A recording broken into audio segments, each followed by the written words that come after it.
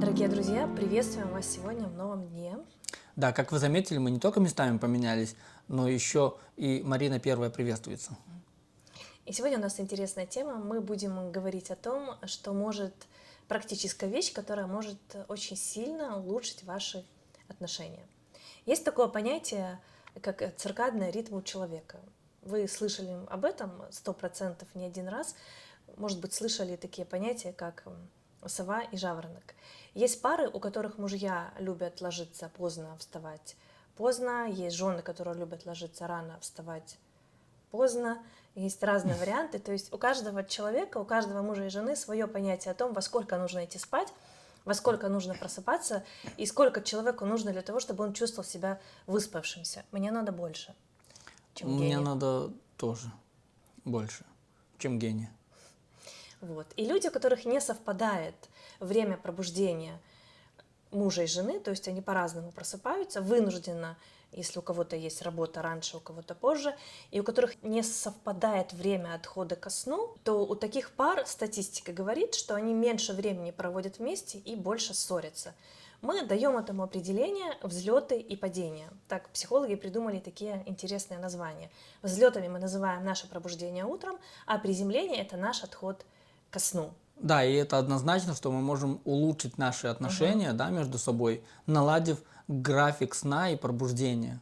То есть мы можем засыпать и просыпаться вместе, и это значительно улучшит наши отношения. И говорят о том, что пары, которые вместе проводят время перед сном и вместе просыпаются, они более удовлетворены своим браком. Почему? Потому что когда мы вместе засыпаем, это говорит о том, что мы проводим вечер вместе в кругу семьи. То есть мы делаем какие-то вещи регулярно, просыпаясь рядом, у нас вырабатывается определенный жизненный порядок, график работы. Мы вместе укладываем детей, мы вместе делаем какие-то процедуры к отходу ко сну. У нас есть время пообщаться с детьми перед сном, у нас есть время попить вместе чаек, что-то посмотреть вместе, уделить время друг другу.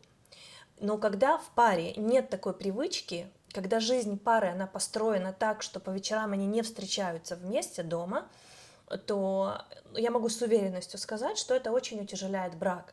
Я работаю с многими парами, и это вещь, которая по силам каждому, это вещь, которую каждая пара, в принципе, может исправить в своей жизни, если отношения в браке для них важны. Я сейчас буду говорить с вами конкретно и прямо. А пары, которые Выбирают работу, график работы ночной и дневной, и он не совпадает обычно у мужа и жены, это пары с проблемами.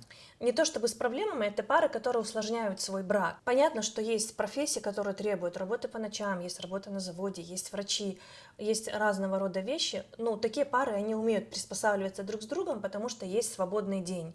И такие пары, здоровые пары, они умеют наверстывать упущенное, и они уже знают, там, если мы вечером не встречаемся, то утром есть у человека день, и мы вместе решаем какие-то вопросы, вместе общаемся, решаем все наши потребности, которые у нас есть. Да, но это усложняет, Это усложняет, да. но если эта работа, она далеко от дома в течение недели, неделя за неделей, месяц за месяцем, то такие пары будут испытывать сложности в отношениях. Очень важно просыпаться вместе и очень важно засыпать вместе. Время отхода ко сну, оно очень особенное, оно такое интимное. У нас день, он наполнен какими-то тревогами, заботами. И это время перед сном, когда мы можем успокоить друг друга, рассказать о том, что было с нами за день. Это время, когда мы планируем интимную жизнь свою.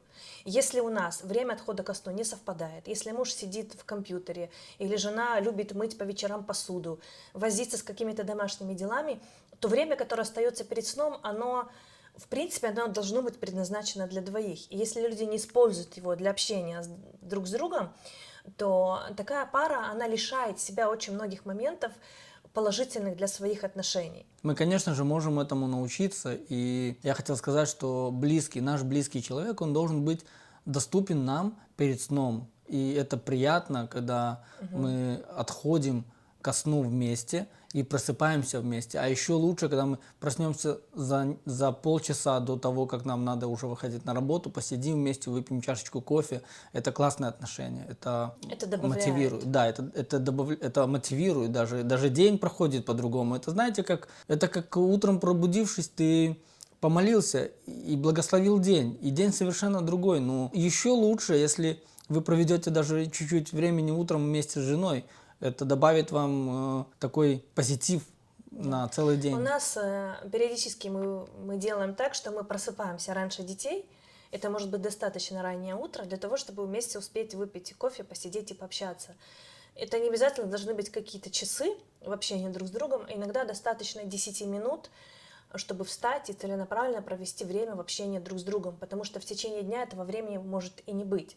Да, классно еще практиковать кофе в постель. Это тоже классное время, когда муж встает, он классно умеет заваривать кофе, он заваривает кофе с таким запахом, кофейным ароматом, он входит в спальню с каким-то там печеньком или еще с чем-нибудь легким. И это классное время. Жена, я хочу вас успокоить. Мы делаем это редко. И для того, чтобы это произошло, мне нужно, например, я просто Разбудить. развеиваю все мифы романтичных жен о том, что чтобы муж, который работает в течение недели много, там по 8, по 10 часов в сутках, и проснуться, сделать кофе, это не всегда так просто, хотя всем нам хочется. Вот. И я понимаю это, я люблю, когда мне приносят кофе в постель, я просто, например, я бужу своего мужа, мне не зазорно, я не вижу в этом ничего плохого, разбудить его, иногда это непросто, и принести мне кофе. Не вижу в этом ничего такого плохого, потому что я понимаю ценность времени, которое мы проводим вместе. И мы предлагаем вам проанализировать ваш график дня, ваш вечер и ваше утро и ответьте себе на вопросы. Почему у вас разное время отхода ко сну? Что вам мешает? Работа или какие-то увлечения, от которых можно избавиться? Или время перед сном, оно не ценно для вас? Либо у вас нет такой потребности, тогда почему? Кто вам мешает? Дети или как можно наладить вот этот режим? И почему вы ложитесь спать в разное время? Вот кто кого ждет? Почему ждет или не ждет?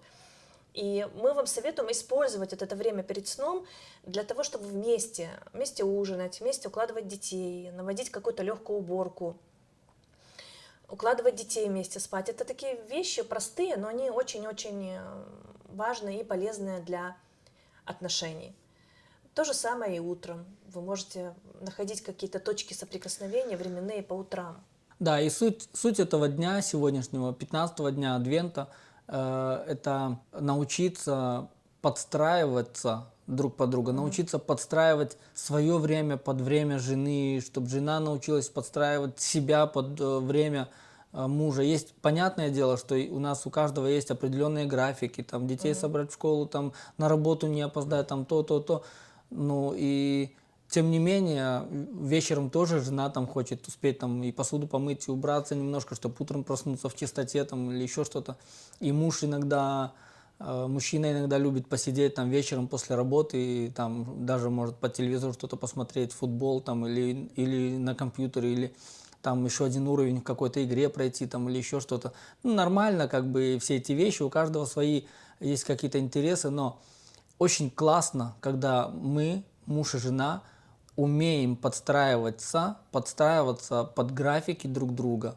И это говорит о том, что это здоровые отношения, это правильные отношения, и мы ценим времяпровождение вместе больше, чем какие-то свои хобби или свои какие-то еще вещи. На самом деле, если посмотреть так объективно на время, отведенное нам друг для друга, его не так много. Потому что мужья обычно на работе, и жены на работе. И время и вечернее, и утреннее – это единственное время, по сути дела, кроме выходных, когда мы можем быть вместе в течение дня. И, по сути дела, это время нашего общения. А когда в семье нет общения, то начинаются происходить у нас такие процессы, как накручивание, додумывание, негативные моменты. Когда нет общения, то в нас рождаются нехорошие отношения друг к другу. И только живое общение, оно разбивает весь негатив, который у нас есть, и оно приближает нас друг к другу, и оно учит нас любить. Помните, мы говорили, что без любовь — это отношения, без отношений не может быть любви. Так вот, пусть это время утреннее и вечернее, оно будет для вас таким площадкой, где вы встречаетесь и где вы любите друг друга, где вы имеете отношения. Пусть ничто из жизненных обстоятельств, оно не будет влезать, не будет воровать ваше время, оно не будет забирать это время от вашего общения, от построения близких отношений друг с другом. Да, и это правда, мы должны то, что Марина сказала, я сказал, мы должны находить время для общения друг с другом. И на сегодня мы с вами прощаемся, ждем с нетерпением завтрашнего дня. Да, и постарайтесь подумать на эту тему сегодня, как вы можете улучшить график вашей жизни, как вы можете больше проводить время. А на сегодня все, до свидания.